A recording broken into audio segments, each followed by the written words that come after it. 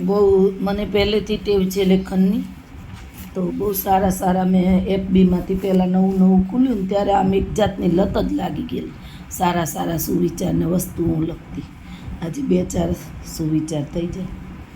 જે ઈચ્છાઓ મળી જાય એ સફળતા છે, પણ જે મળી જાય અને એને તમે સહર્ષ અપનાવી લ્યો એ પ્રસન્નતા છે. ઈચ્છા હતી કે ભાઈ રાજકુમારમાં લગાડ્યો, પહેરો, બંગલામાં બેહાડ, પણ જે ભાગ્યમાં લખ્યું હતું એ મળી ગયું અને પ્રસન્નતાથી સ્વીકારી લીધું અને ચલાવ્યું, તો એ મહત્ત્વનું છે. ઉન વિચારો કો ત્યાગ દો જો આત્મા કો નષ્ટ કર દે.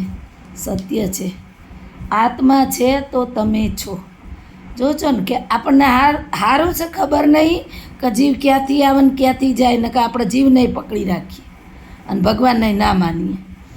તો આત્મા છે તો બધું છે એમ. अभिमान की पराकाष्ठा व्यक्ति को जड़मूल से नष्ट कर देती है. ઘુવડ એકમાત્ર એવું પક્ષી છે જે પોતાનું માથું 270 ફેરવી શકે છે. માણસો તો ફરી ગયા તો ડોકી ફેરવો. જે રાષ્ટ્ર તેના શિક્ષણ અને શિક્ષકોની દરકાર કરતું નથી કે નથી સન્માનતું, તે રાષ્ટ્ર ડૂબી જાય છે. સત્ય છે. જીવનની એ સૌથી મોટી સ્કૂલ છે, કેમ કે તમને ક્યારેય ખબર નથી કે તમે કયા ક્લાસમાં છો અને હવે તમારે કઈ પરીક્ષા આપવાની. નક્કી જ નહીં હોતું. સવાર તો નક્કી કર્યું હોય કે આજ તો ઘરે છીએ, રજા છીએ, આમ કરવું તેમ કરવું. બપોર તો એવો સમાચાર આવી જાય ને તો બધું ભૂલી જાય આપણું. જીવન જ મોટી પરીક્ષા છે ને એમાં આપણે પાસ થઈએ કે ના થઈએ, આપણો ટ્રાય લાસ્ટ સ્ટેજનો હોવો જોઈએ. અંતરમાં જેને રાખો છો તેનાથી અંતર ના રાખો. અત્યારની સૌથી મોટામાં મોટો પ્રશ્ન આ છે. બોલે જુદું, દેખાય જુદું, કરે જુદું. વગર તૈયારીએ વર્ગમાં જતો શિક્ષક અને આતંકવાદી, બેમાં કોઈ જ ફરક નથી. સત્ય છે હો. પણ સરકાર કરવા દેતો ને, અમે તો ઘણી તૈયાર. હું તો સવારમાં નક્કી કરીને જાઉં કે આજે આ ધોરણ આટલું આટલું પરિપત્ર એવો આવી જાય, ફલાણું મોકલો, ઢીકણું મોકલો ને આ કાર્યક્રમ કરવાનો. વાર્તા પૂરી થઈ જાય અહીંયાથી જ. અનુભવ વગર અનુમાન ન કરવા. જ્યાં સુધી તમે પોતે અનુભવ કરતા નથી ત્યાં સુધી કોઈની પરિસ્થિતિ સમજી શકતા નથી. કોકને જોઈને બોલી કાઢીએ, ભલાણી આમને, ઢીકણી આમને, પૂછડી આમને.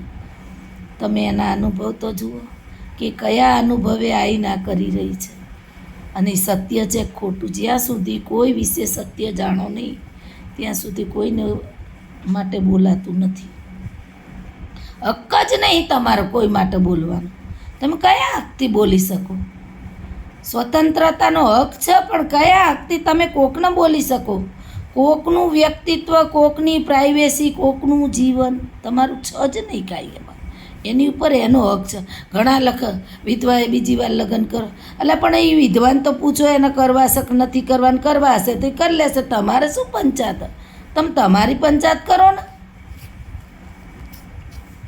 હૃદય કેવું ચાલે છે એ તો ડૉક્ટર બતાવી દેશે, પણ હૃદયમાં શું ચાલે છે એ તો તમારે જ નક્કી કરવું પડશે. ડૉક્ટર તો કહી દેશે કે ભાઈ બીપી વધી ગયું, ડાયાબિટીસ વધી ગયું. હવે એ ઓછો કરવો કે ના કરવો એ આપણા હાથમાં છે. એમાં ડૉક્ટર કશું કરી શકે નહીં. એવા લોકોની સાથે રહો જે તમારી શ્રેષ્ઠતા બહાર લાવે. એવા લોકોથી દૂર રહો જે તમારામાં માનસિક તાણ લાવે. તમારું કામ કરીને કોઈક રાજી થાય છે કે તમને સહકાર આપે છે તો એ તમારો ખાસ અંગત છે એટલું જાણી લેજો. પણ તમારું કામ હવે જોયા, હવે તમારે જેટલા કેટલાય આવી ગયા. એ માણસ તમારું છે ને હંમેશા ક્યારેય તમે તૂટીને મરી જશો તો તમારે સારું નથી બોલો. મારે ઘણી વાર એવું થાય, શેરીમાં બાળકો રમતા, બાયું બેઠી બેઠી પડાક કહું કે ભાઈ બાળકોને થોડુંક બે વસ્તુ આ અમારે તમારે જેમ ખુરશીએ નહીં બેહાડ. એ બાળકો અત્યારે માવતરને મન પડે એમ બોલે. જુઓ તોય હજુ એમનામ કશો સુધારો નહીં પાસ. બાળકોએ એમ જ રખડતા હોય. સત્ય પરેશાન હો શકતા હે, પરાજિત નહીં. બહુ સત્ય સ્વીકારો ને. ભલે થોડી તકલીફો પડે છે પણ આપણે બીજી વાર જૂઠું બોલવું નહીં પડતું. હું કદી આમ બહુ બને ત્યાં સુધી હું જૂઠું નહીં બોલી શકતી, પકડાઈ જાઉં હું તો.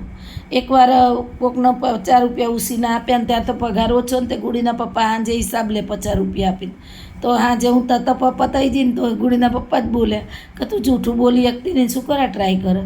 ત્યાં તો જેને આપ્યા હતાની વ્યક્તિ આવી વાલીમાં, એ કે અશોક મીનાને બોલશો નહીં, મીનાએ મને 50 રૂપિયા ઉછીના આપ્યા. એટલે બોલું ખરી ક્યારેક જૂઠું, પણ ક્યારેક કોઈકનું સારું. મહાભારતમાં કીધું છે એમ, કોકના સારા માટે જો ખોટું બોલવું હોય તો બોલી કાઢીએ. બાકી આમ બહુ બોલી શકતી નહીં હું પકડાઈ જ જાઉં. ખોટું કરવા જાઉં ને હું પકડાઈ જ જાઉં, હું કરી જ નહીં શકતી. તમે જેવા છો ને એમાં નજરમાં જ તમે દેખાઈ જાઓ. કામયાબી કા જુનૂન હંમેશા હોના चाहिए, फिर मुश्किलों की क्या औकात है. એમ કે કામયાબીનું ના હોય તો કંઈ નહીં, પણ એક નિષ્ઠાપૂર્વક કામ કરવાનું જુનૂન તો હોવું જ જોઈએ તમારે. હું કદી શીખવતી નથી, એવા સંજોગો પેદા કરું કે જેમાં વિદ્યાર્થી શીખે. મેં તો પ્રવૃત્તિ દ્વારા જ શિક્ષણ આપ્યું. ક્યારેય મેં ભાષણ ફાડી જ નહીં. ફાડું ને તો આમાં ફાડું છું, ભજનો ગાવું એમાં, ના સુવિચારો કરું ને એમાં. બાકી બાળકોને તો આપણું ભાષણ ગમતું જ નહીં, એમને આપણે શું કરીએ ને એ ગમે. ટીકા કરવી ખૂબ સહેલી છે, પણ ટેકો કરવો એટલો જ અઘરો છે. જો આ વાક્ય લખીને તમે રસવાઈ, દીર્ઘાઈ, કાનો, માતર, ટીકા અને ટેકો 2 શબ્દ લખી અને તમે એનો ફરક સમજાવી દો, એનો ભાવાર્થ સમજાવી દો, તો આ વાક્ય ઉતરી જ જાય બાળકોના. એ ક્યારેય ટીકા નહીં કરે, એકાબીજાને ટેકો કરશે. બાળકો બહુ નિર્દોષ છે ને બહુ સમાનતાવાળા છે. એ તો તરત ફટ લઈને ભૂલી જાય. મોટા આપણે જ યાદ રાખીએ. આપણે જ બાળકોને જૂઠું બોલતા શીખવાડીએ. સાહેબ આવે ને તો પપ્પા રૂમમાં જતા રહીને કે કહેજે પપ્પા ઘરે નહીં.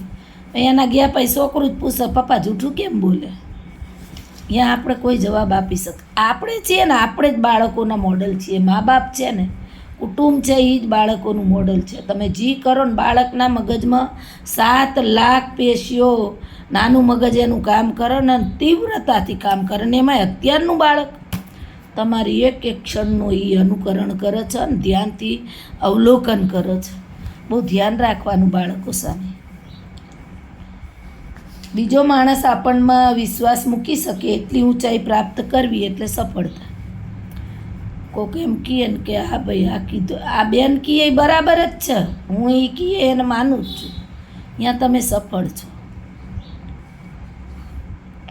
કરાગરે વસ્તે લક્ષ્મી, કરમધ્યે સરસ્વતી, કરમૂલે તું ગોવિંદમ, પ્રભાતે કર દર્શનમ. સવારમાં ઉઠીને ખાલી આમ કરો, ધરતીમાં પગે લાગે.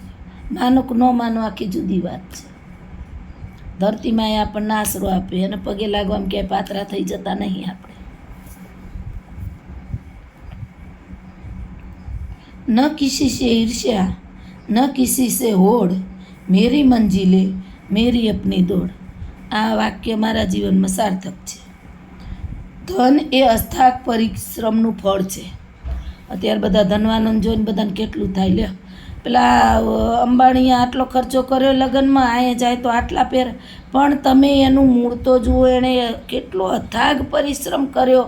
તો શું એના હક નહીં એના પૈસા વાપરવાનું? શું એ માલદાર થયો તમારા ગરીબો માટે દાન જ કરી રાખે? એનો હક નહીં. એણે કેટલી મહેનત કરી. નીતા અંબાણી 800 રૂપિયામાં શિક્ષકની નોકરી કરતી, ત્યારે ધીરુભાઈ અંબાણી પસંદ કરીને એને લાવ્યો હતો. ત્યારે કોઈએ નીતા અંબાણીને યાદ કરી હતી કે 800 રૂપિયામાં તું નોકરી કરે છે ને તારા ઘરમાં શું ખાવાનું મળે છે કે નહીં મળતી? હવે એ અત્યારે 3 કરોડની હાડી પહેરે એટલે તરત એની વાતો ચાલુ થઈ જાય. તમે કોઈ પણ વસ્તુના મૂળમાં જાઓ. અત્યારે શિક્ષકો કે કોઈ પણ નોકરિયા થાય ને બધા હા સરકારી નોકરીને તો કેટલો. અમે 785 ચડે ત્યારે કોઈ પૂછવા નહોતું હોય તમે જીવો છો કે મરો છો, ખાવ છો કે પીવો છો.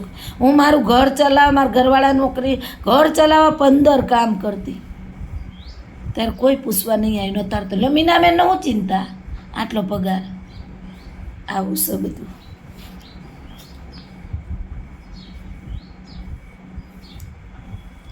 हमारे जीने का तरीका थोड़ा सा अलग है. हम उम्मीद पर नहीं अपनी જીદ પર જીતે હૈ. જે પોતાની જીદ પૂરી કરી શકે ને એ આ સુવિચાર વાંચી શકે. શિક્ષકનું વ્યક્તિત્વ એ શાળાની સૌથી મોટી પ્રોપર્ટી છે શિક્ષકો માટે. Mom is the only person who works 365 days in years without any leave. Mummy જ એક એવી વ્યક્તિ છે, પત્ની એક એવી વ્યક્તિ છે કે લીપ યર 366 દિવસ એ કામ કરે છે ને ક્યારે રજા માગતી નથી, પગાર નથી જો પત્ની પગાર માગવા માંડે ને તો પુરુષનો પગાર એ ઓછો પડે. અત્યારે એક કામના 1500 રૂપિયા હાલે, ગણો, પોતા કચરાના 1500, કપડાના 1500, રસોઈના તો 5000 હાલે, રસોઈના 5000, માવતરના હાચવવાના. આ તો 1-2 વૃદ્ધાશ્રમ ફ્રી હશે, બાકી પૈસાવાળા વૃદ્ધાશ્રમ હશે, એમાંય વર્ષના લાખ રૂપિયા 1.5 લાખ રૂપિયા ભરવા પડે. તો માવતરના એ વગર ફીએ અને વગર સ્વાર્થે અને એ પ્રેમથી હાચવશે. સાસુઓ બધી વાતો કરતી હોય, મારી વહુ આવીને મારી વહુ તે, પણ એને ખબર જ નહીં કે છોકરો તો સવારમાં નોકરી જતો રહે ને સાંજે આવીને ઓર્ડર જ પાડે, આખો દી તો એની વહુ જ એને હાચવશે.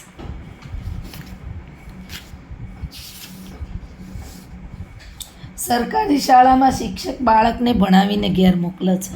ઘરે જો કોઈ કરાવતું હોય ઠીક, ને કે બીજા દિવસે આવીને સરકારી શિક્ષક જ એનું એ પુનરાવર્તન કરે. ને ખાનગી શાળામાં મા બાપ બાળકને ભણાવીને સ્કૂલે મોકલે છે. જોરદાર ને. હવેની આવતી પેઢીઓ પાસે કલ્પનામાં નહીં હોય એવી ભૌતિક સુવિધાઓ હશે, પણ એની કિંમત સાથે એમણે મનની શાંતિ ગીરવે મૂકી દીધી હશે. હવે પછી નહીં, અત્યારે જ મૂકી દીધી. ઈશ્વર દેખાતો નથી એવો વાતનો વિશ્વાસ કેમ કરવો?